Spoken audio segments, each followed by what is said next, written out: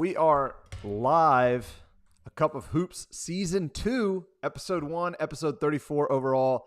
Blue and I, when we started this last year, we didn't know what it was going to look like. But man, oh man, we were really excited to bring you Season 1 of A Cup of Hoops, and we can't wait to continue it. So, Blue, how you doing, man? I'm doing good, rejuvenated, ready to tackle our upcoming 2 months of fall, of the Gasso Fall Tour. Heads up. It tips off September 7th. Oh, I know, man. It's going to be awesome. Listener or watcher or viewer warning, I've moved offices and I'm closer to my kids. So there's any chance that they can run into this room or my dog could start barking or just things may happen. But we're rolling here. Let's get to a little bit of housekeeping. We are sponsored by Synergy. This show is sponsored by Synergy, and it is a great tool for us, especially during the high school season, to be able to crank out tons of games really quickly, or if we need to go see a specific prospect. Coaches, if you have thought about switching, do it. That's all I've got to say. You agree? That's an easy decision. Okay, cool. GassoCast will be coming next week with me, Blue, and Michael will join and get talking about September 7th. It's a fun time of year with the fall. The Gasso Fast break, we've got a special edition coming to you this weekend, which I think y'all will really enjoy. Recruiting Simplified newsletter. Everyone drops, or every single new edition drops every Wednesday, 9 a.m. It's free. Sign up for that. Look in my profile. And then Gasso Fall Tour, September 7th. Get excited. Follow us on Twitter. Make sure you're doing all the social media stuff. And we're going to be pumping out a lot of content here coming soon. But let's move into our Recruiting Simplified question of the day. All right, Blue, you're a prospect. And a coach you've been talking to starts to ghost you. What does that mean? Oh, goodness. There's a couple keep it of reasons. Real here. On A Cup of Hoops, we're going to keep it real. Hey, you and I have talked about this. They found somebody better. I feel like I'm on Family Feud. What are the top 3 most popular answers here? They found somebody better. I mean, there's still a human aspect to the recruiting game, isn't there? I mean, there's this interaction of the relationship that you're building with the college coach. They're trying to get to know you, but they're also trying to get other people too. They're never really focused on one person right away. Yeah. And so I think sometimes you've talked about the proper steps of keeping communication and keeping those communication lines open. And so maybe they found somebody better, but also maybe you could have also been a little bit kind of pushy too. You as a recruit still wants to be, take a step back and kind of let the relationship develop and so forth. That's a good word. That's a good word. So, yeah. I'll also add, like, they may have found out something about you that makes you not recruitable. A big theme I've been seeing lately is kids will put GPAs in their profiles, but they're out of a 5-point scale and they're not telling you. So it may be like a 3.6 out of a 5-point scale. A 3.6 out of a 4-point scale is a 90. Okay. A 3.6 out of a 5-point scale, that's a 72. There's a huge difference there. And when you're not upfront, you're not telling the truth, or maybe they went and saw you and didn't necessarily like anything, or they didn't necessarily like something about your game or how you may have responded to something. These are reasons why people are going to ghost you. You hope that the college coaches will communicate and say, hey, you're here on this board. And you're 5 or 6 positions back. I don't know where you're at right now. But that doesn't always happen, and that's reality, and that's unfortunate. So we are going to give you a little bit of action in what you should do if you are being ghosted by a coach in a very respectful way that's not too pushy, I would say. I got this from a guy on Twitter named Brendan Cahill. He's a great follow, and he sent out a tweet recently with a bunch of responses from college coaches, and I loved it. So I'm just going to use what he says. Hey, Coach Blank, I've enjoyed getting to know you, but it seems you have shifted your recruiting priorities. If anything changes, I would love to reconnect. Thank you. Very simple. It makes them understand that you're going to play this, or you're going to be respectful and use a lot of professionalism. And then you never know what can happen next. So I hate talking about necessarily a negative subject, but it is a reality. It is a reality in the recruiting landscape. So if a coach is recruiting you, or is ghosting you, you think, reach out and ask this question and go from there. And I think this goes along with what that's been said so many times here, is that it starts with your grades. Like one of the examples that I'm looking at the sheet is the GPA. Is that it's a new year. You've only been in for a school for a week or two. For your underclassmen, make it a priority. It helps for these types of situations to be recruited when you're in when you're getting your classwork done.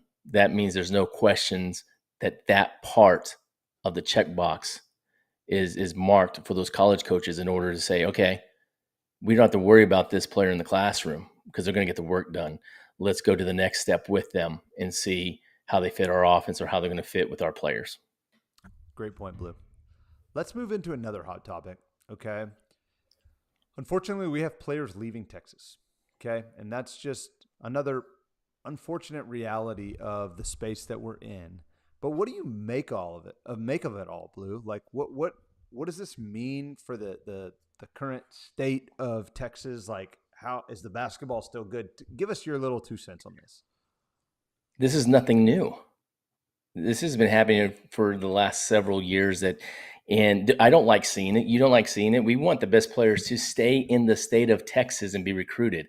I wish I could have a data sheet here of to see how many players have left and the recruitment changed. Now there is going to be a little bit of that. Depending on when you do leave the state, if you go to some type of prep school or so forth out of state. But we're talking about less than 1% of the players that play high school basketball. I'm looking at the list here with players on it. But sometimes if you're looking ahead, you kind of figure, this kid, you kind of hear a little bit of rumblings, and you're staying in front. We're on our side of the scouting and evaluation part to help the college coaches. We're able to kind of see maybe this guy is always going to be a candidate that people are going to talk to him and try to pull him out. The state, I think one thing that might lead to some of this leaving could be some NIL, some NIL money that comes through, because different states have different regulations of how players can get, how high schoolers can get funded now. And so there's a lot of things that go into all of this. And I'm not saying that everybody that leaves gets paid, but just look at the rules in which places people are going to. But this also gives us a chance to not focus on the top 0.001% of the basketball here in the state of Texas. Let's go talk more about Evan Herrera from San Antonio O'Connor, that we're all going to go down at some point and see. He's a point guard. He might not have Division I scholarships, but he's going to go play basketball somewhere. Yeah. It gives us the chance to go and utilize our ability as evaluators, as scouts. We don't always have to be looking for the guy that's in the top 1% if we're trying to get views. But I think here at Gasso, we just do it so much differently in terms of we have to feed the college coaches information. Yeah. So we are going to go watch the Evan Herreras of the world. We want to go in there and really dig deep and find those Division IIs and Division IIIs. It just gives more opportunity to talk about other players. Other players get to move up in rankings. Other players get to shine a little bit more if other players leave. So this is nothing new to any of us that have been paying attention for the last few years, especially because it is happening. But also some guys also come back too. And so I don't think is it a letdown? Absolutely, because you want more college coaches coming into your state. You want more eyes on your state. But there's a lot of kids out there that are deserving of eyeballs and not just that 1% that we're talking about. Well said. I think it can be summed up with, hey, there's an opportunity. Blue, it's not going to change our job when really good players leave the state. Our job is still to go find players and help college coaches and help advocate for these players across the state. And you know, if one less player, that's one more opportunity for someone to get ranked or to move up in the rankings. It's a fun time to have an opportunity in our great state. We have so many great people covering it, and we love being a part of it. So, like you said, unfortunate, but hey, we got to move on. That's the reality, and we got to keep it rolling. So that's just what we're going to do here. September 7th is coming up, and we're going to drop a lot more content on it next week. But it's loaded, man. And let's talk about a player and a team that you're looking forward to seeing at that first event. Who's that player for you, Blue? All right, let me take a deep breath right here with Francis Chukwudibulu of Argyle. I think I nailed it. I'm gonna give you a B+ there.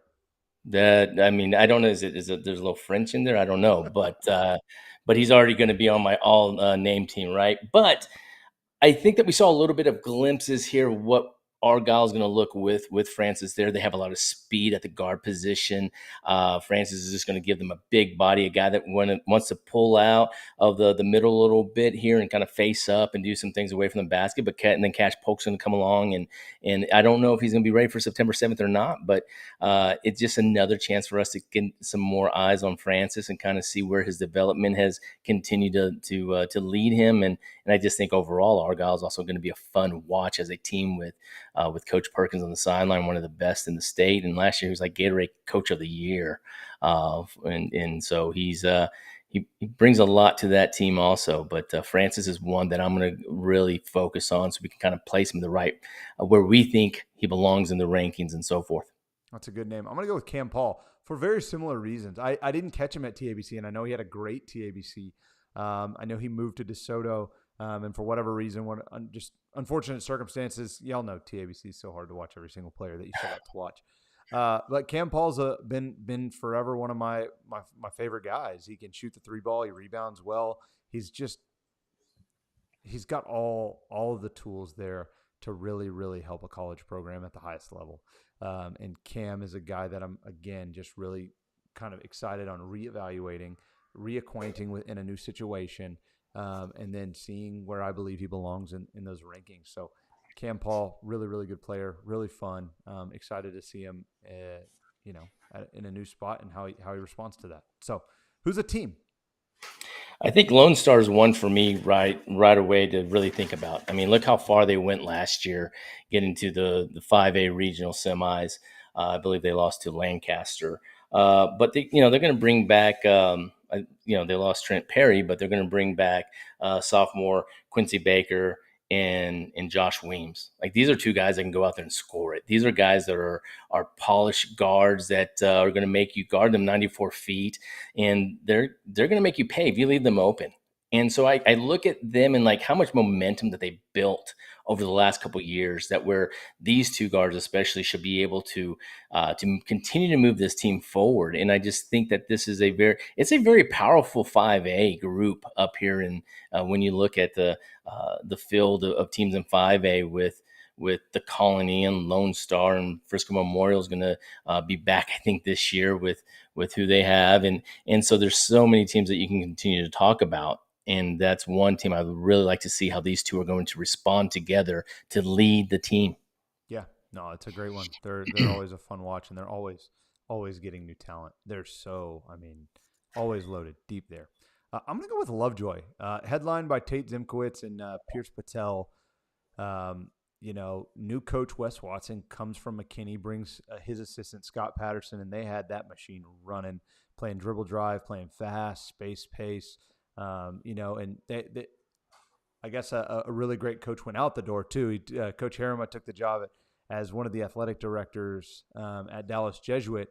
But I'm really excited to see just the difference. I think this group's going to play faster, and I really like some of the pieces that they've got.